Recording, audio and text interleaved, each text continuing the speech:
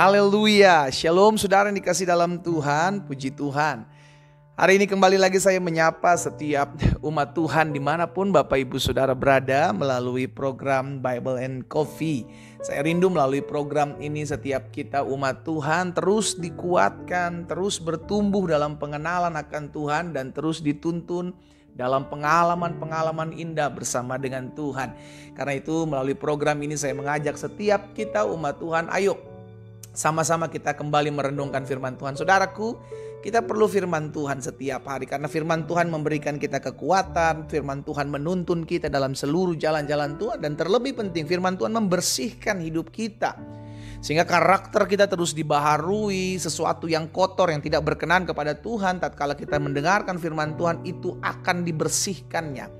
Karena firman Tuhan mengingatkan kepada setiap kita bahwa aku akan memberikan kepada mereka hati yang baru, ya.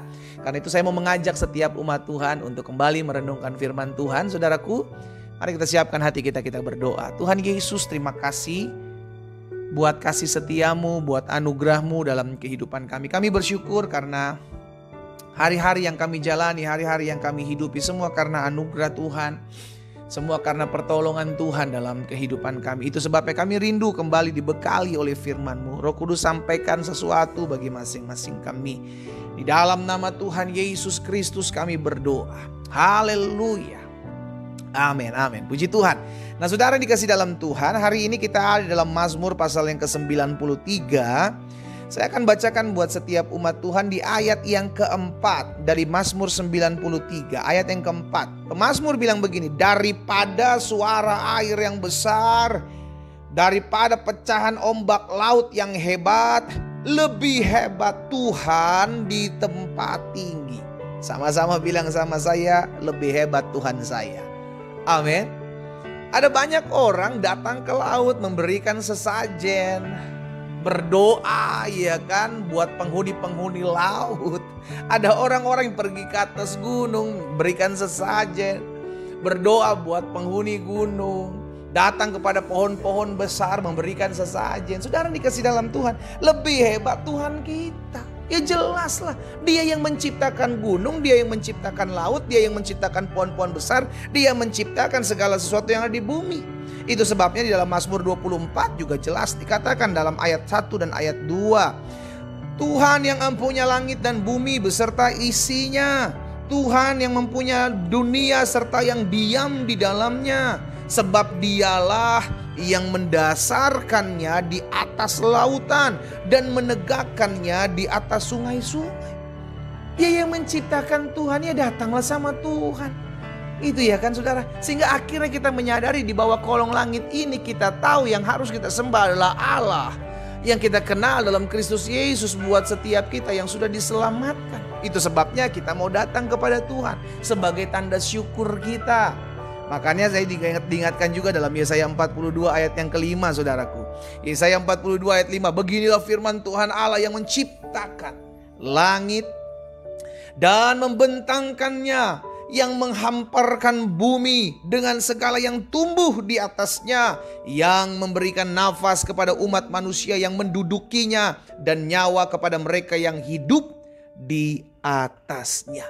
Semua pemberian dari Tuhan. Tuhan menciptakan langit dan bumi. Tuhan menciptakan dan membentangkannya, segala yang tumbuh di atasnya, memberi nafas hidup kepada manusia, memberi nyawa kepada mereka yang hidup di atas bumi ini. Tapi masih ada orang-orang yang menyembah patung, menyembah hewan, ya kan, menyembah yang diciptakan gitu saudara. Tanpa kita lupa bahwa yang harus kita datang adalah pada penciptanya, kepada Allah semesta alam, Allah yang memiliki bumi dan beserta dengan isinya ini. Iya kan? Sehingga akhirnya kita disadarkan saudara dikasih dalam Tuhan, hanya Allah yang ada dalam Yesus Kristus yang sanggup menolong kita pada saat kita susah. Hanya Allah dalam Kristus Yesus yang sanggup membukakan setiap pintu-pintu yang tertutup bagi setiap kita yang mencari. Jangan cari pertolongan di luar Yesus. Jangan cari pertolongan di luar daripada anugerah Tuhan, saudaraku. Carilah Tuhan. Makanya pemazmur juga katakan dalam Mazmur 118 ayat 8 dan 9 bilang begini. Lebih baik berlindung pada Tuhan daripada percaya kepada manusia. Lebih baik berlindung pada Tuhan daripada percaya kepada para bangsawan. Iya kan?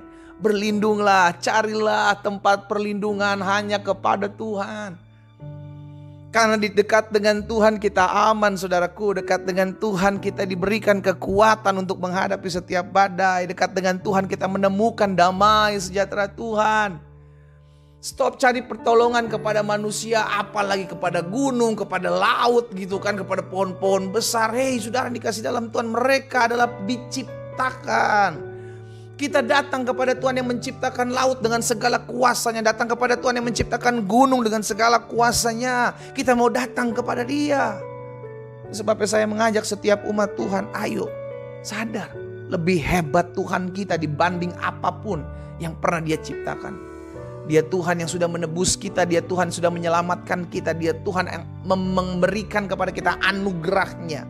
Sehingga akhirnya kita terus hidup dalam kemurahan-Nya. Kita tetap terus hidup dalam kasih karunia-Nya. Lebih hebat Tuhan kita.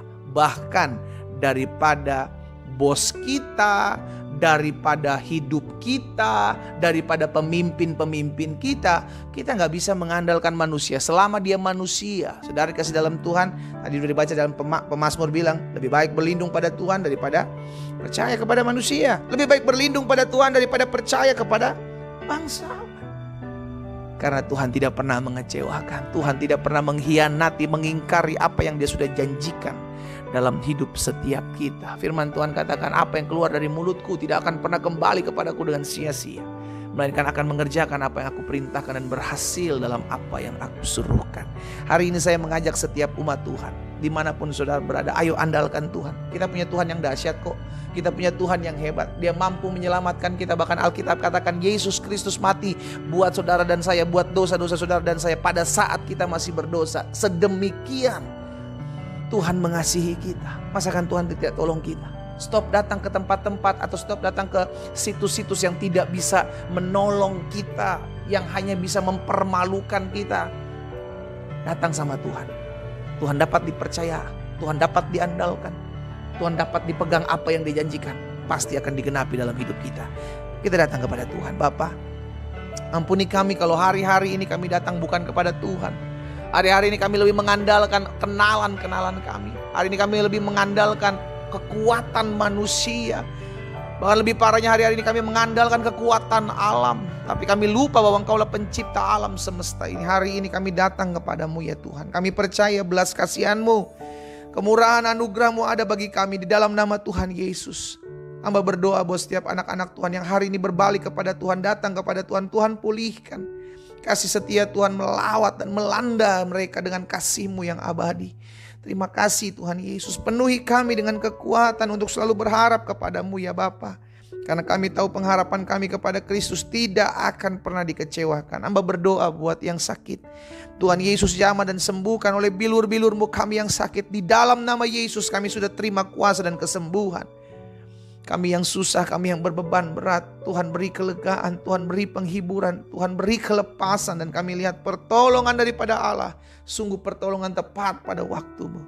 Di dalam nama Tuhan Yesus Kristus kami berdoa. Sama-sama kita katakan, amin.